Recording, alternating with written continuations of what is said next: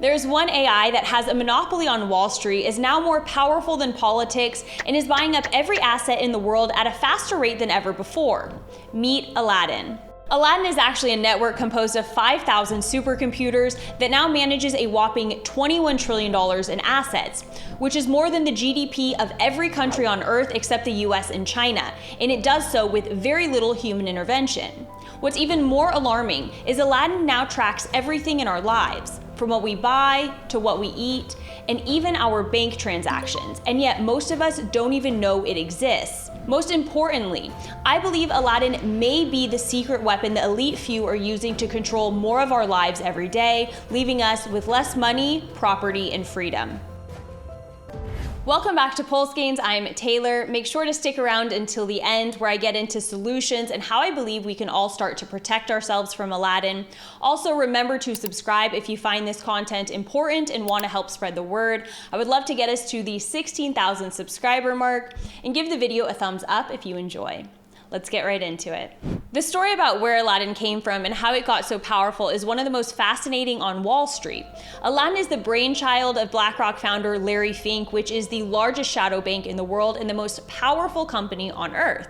Larry got his start on Wall Street back in the 80s, where he was working at First Boston Bank, helping pioneer mortgage-backed securities. This is where they would package thousands and thousands of mortgages together and sell them to investors as a reliable source of passive income. And he was making a killing. And yes, these are the same mortgage-backed securities that 20 years later led to the 2008 global financial crisis. So Larry was making millions and millions a year, and he reportedly even made First Boston over $1 billion back then.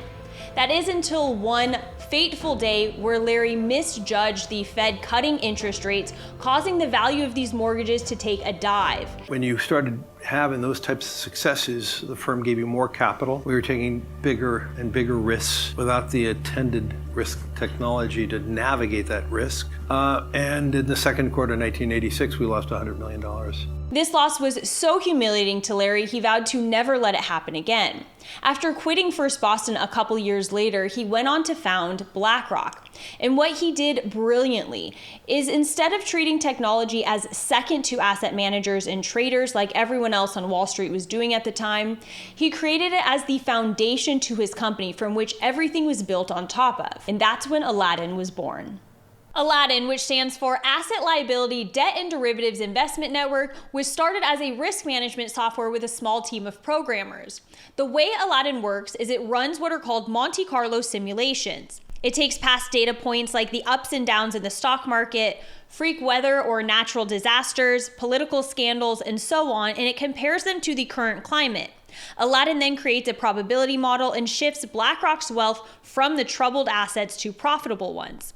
Also keep in mind, having this type of computing power and Aladdin's autonomous nature, meaning it can act all on its own, almost guarantees it will stay ahead of the curve and make the right bets. As a matter of fact, in its first 10 years, Aladdin became so intelligent and so good at picking winners and losers that Larry started selling access to it as a service to other Wall Street companies.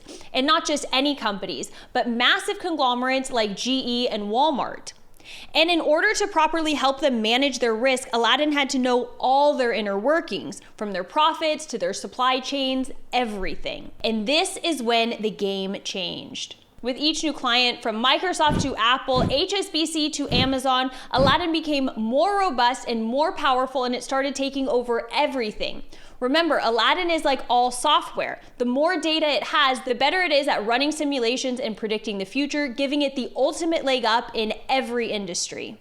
And as CEOs like Anthony Malloy of New York Life says, Aladdin is like oxygen. Without it, we wouldn't be able to function. Okay, so Aladdin kept growing and growing, and in the mid-2000s, Larry Fink was invited to join the Council of Foreign Relations, where he solidified his government and global contacts, including Timothy Geithner, who would later go on to be the US Treasury Secretary.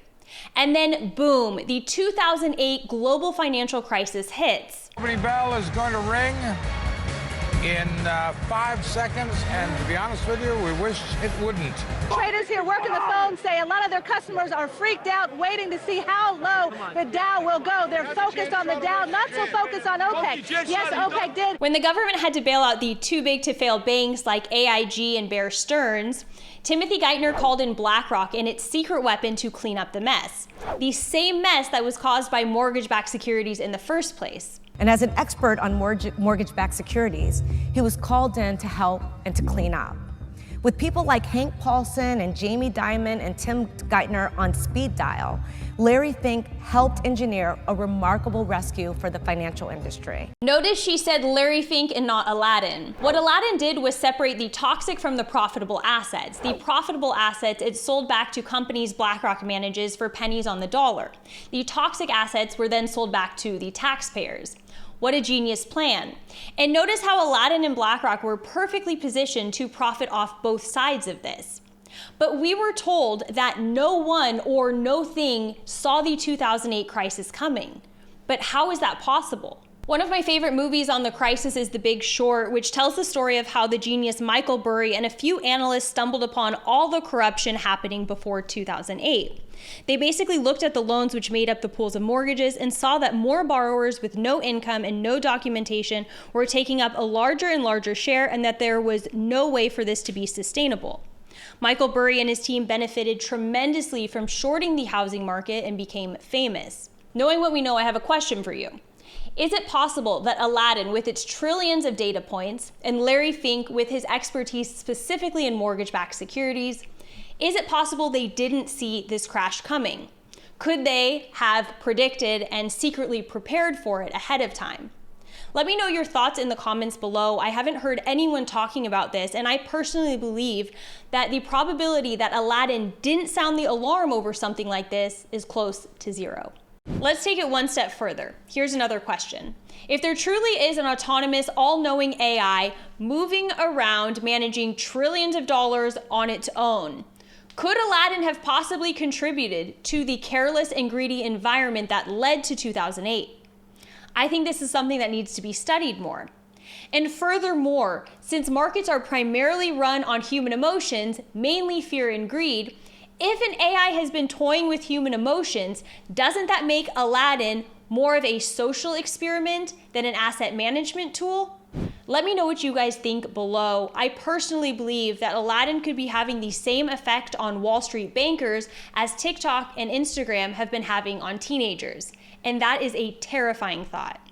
Fast forward to 2018, Aladdin is now managing around $6 trillion, and Larry Fink is invited to join the World Economic Forum Board of Directors. If you want to know my thoughts on the WEF, click on the video linked right here.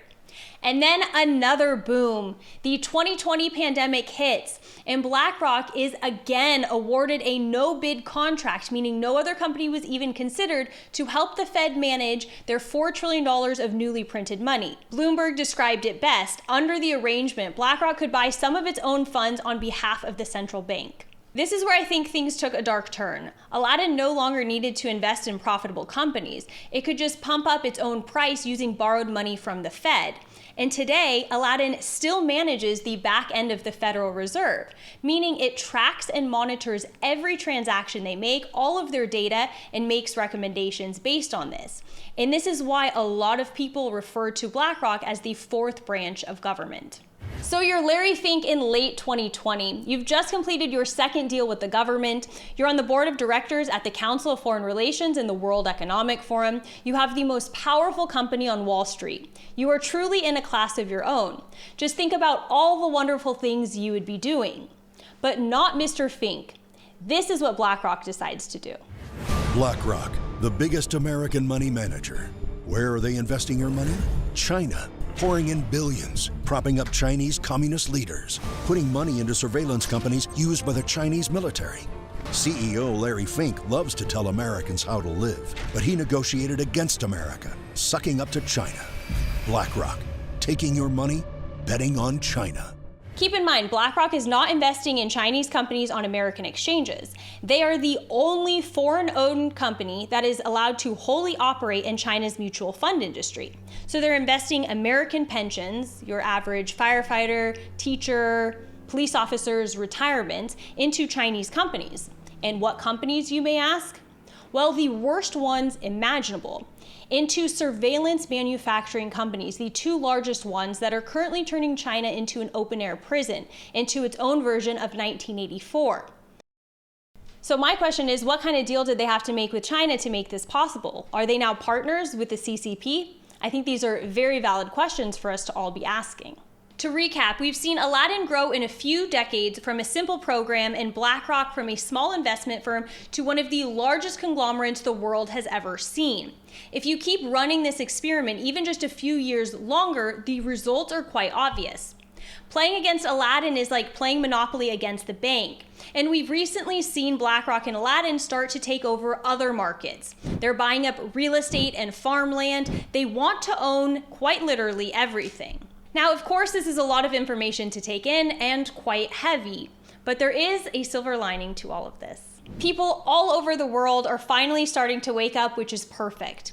The first natural step is mass awareness. The more people understand this, the harder it will be for them to keep their control. So share this video with at least one friend or family member who needs this information and help spread the word. Also remember to subscribe and follow me on Twitter at PulseGains, where I will be sharing more updated and important information. Step number 2, we all have to somehow unite under one common banner. The way I see it is we have the libertarians, the crypto community, the precious metals people, freedom lovers, the Canadian truckers, the farmers in Europe, people locked down in Australia, and people who woke up from the 2020 fiasco, and all the sympathizers of these causes. When you add all these up, you're talking about large amounts of people. And if we unite under one banner, we actually have a chance.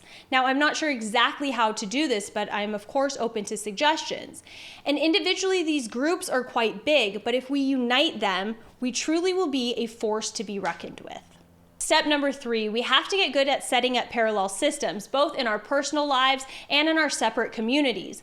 This is one of the reasons I am so passionate about decentralized finance. And obviously this is an ongoing discussion and needs to happen in every industry. I would love to hear your thoughts in the comments below. Please remember to give the video a thumbs up if you enjoyed it, share it with a friend or family member, subscribe, and I will see you in the next video. Take care.